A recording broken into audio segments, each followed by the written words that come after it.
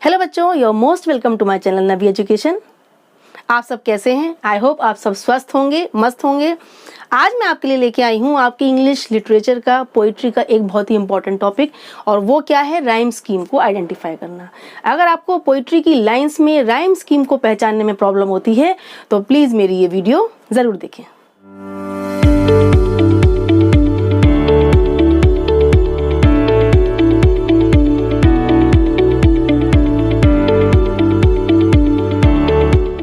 What is rhyme scheme? Rhyme scheme क्या होता है? पोइट्री में राइम स्कीम को आइडेंटिफाई करने का क्वेश्चन आपके एग्जाम्स में जरूर आता है। ठीक है, अब राइम स्कीम क्या है? Rhyme scheme the pattern of repeating sounds at the ending of each line in a poem is called rhyme scheme.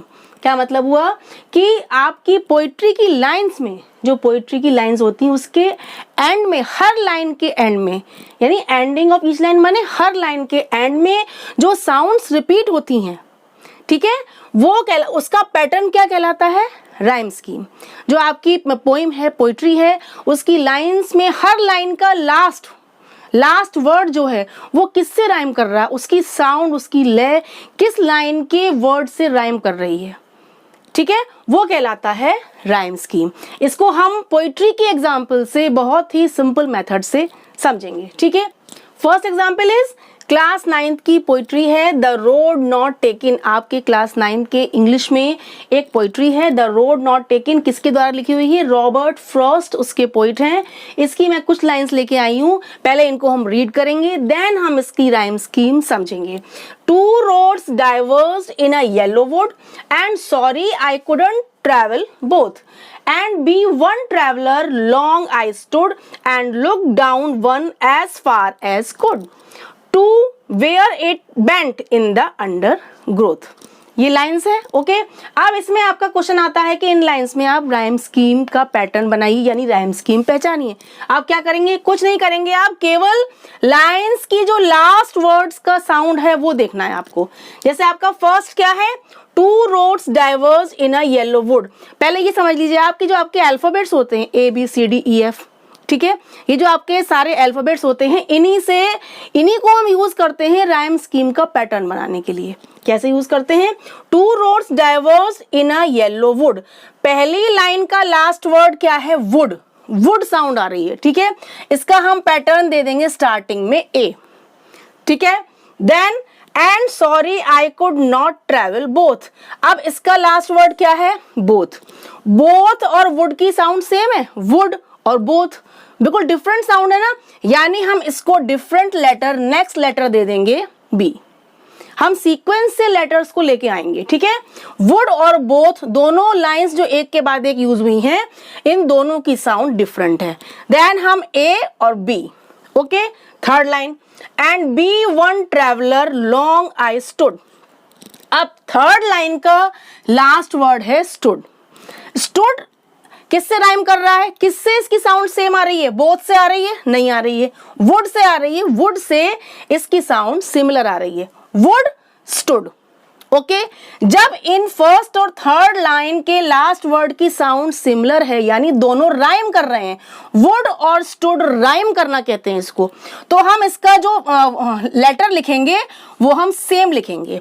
A था इसका फर्स्ट का, तो हम थर्ड का भी A लिख देंगे। अगर इसका वर्ड डिफरेंट होता, उसकी साउंड डिफरेंट होती, तो हम इसको C दे देते, ठीक है, ABC हो जाता। बट हमारी थर्ड लाइन का लास्ट वर्ड की साउंड स्टूड है, जो वुड से राइम कर रही है, देन इसको हम फर्स्ट वाली लाइन का ही सेम लेटर दे देंगे, यानी ABA हो गया, ठीक है। अब फोर्थ देखिए, and look down one as far as could. अब लास्ट वर्ड क्या है? कुड। अब कुड किससे राइम कर रहा है? वुड, स्टूड, कुड, तीनों सेम साउंड कर रहे हैं। बोथ आपका अलग है, सेकंड वाला जो वर्ड है बोथ, इसकी साउंड अलग है। बाकी वुड, स्टूड और कुड, ये तीनों की साउंड सिमिलर आ रही है, तीनों राइम कर रहे हैं, यानी first, third and fourth line. तो इसको भी हम सेम लेटर दे देंगे A। सेकंड का B हो गया, क्लियर। अब लास्ट देखिए, to where it bent in the undergrowth. इसका लास्ट वर्ड क्या है? ग्रोथ।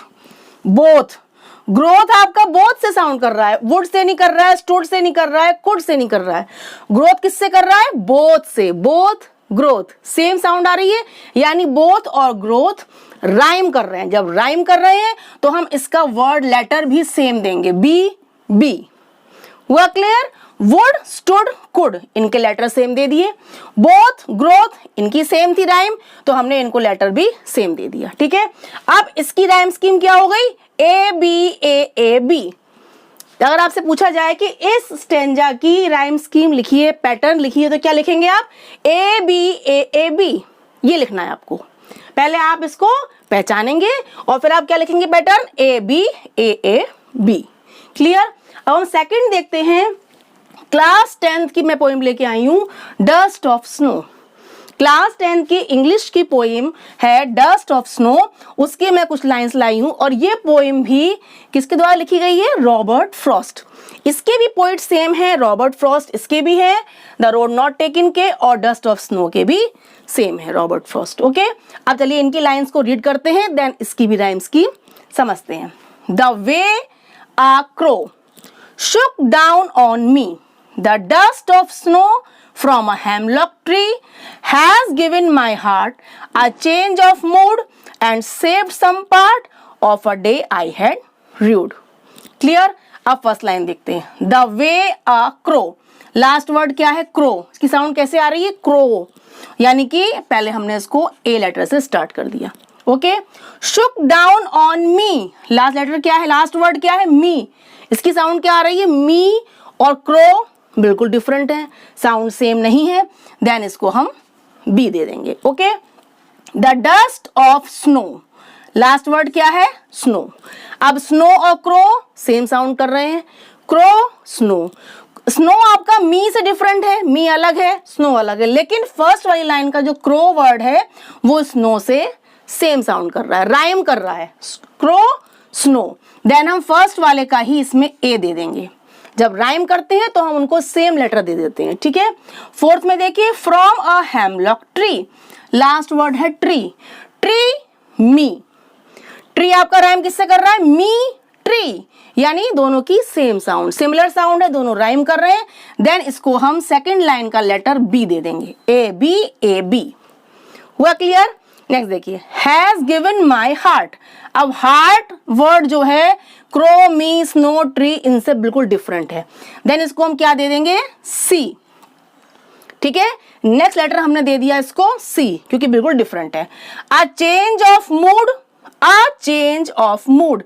अब मूड और हार्ट ये भी डिफरेंट है, किसी भी वर्ड से ये ऊपर राइम नहीं कर रहा है, यानी कि आपका ये भी अलग है। देखिए, crow, me, snow, tree, heart, mood बिल्कुल अलग है, तो इसको हम दे देंगे D, A B C D.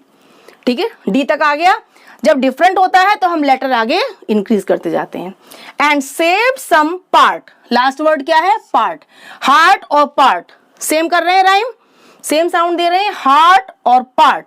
जब दोनों लाइंस की लास्ट वर्ड राइम कर रहे हैं, देन इसका सी है तो इसका भी हम सी दे देंगे। ठीक है, of a day I had rued, mood rued, mood rued, यानी इन दोनों की साउंड सेम आ रही है, दोनों राइम कर रहे हैं। देन मूड वाली लाइन का है डी, तो इसको भी हम दे देंगे डी। कंप्लीट। अब देखिए आपकी डस्ट ऑफ स्नो के इन दो स्टेंजा का पैटर्न क्या हुआ, A B C D. Clear हुआ, ए बी सी डी। कितना इंटरेस्टिंग है। अब हम लाते हैं नेक्स्ट पोएम, वो कौन सी है, डिसम्बर लीव्स। कौन सी पोएम है, डिसम्बर लीव्स। अब इसकी मैं कुछ लाइंस लाई हूं, देखिए इसमें पैटर्न क्या निकलता है।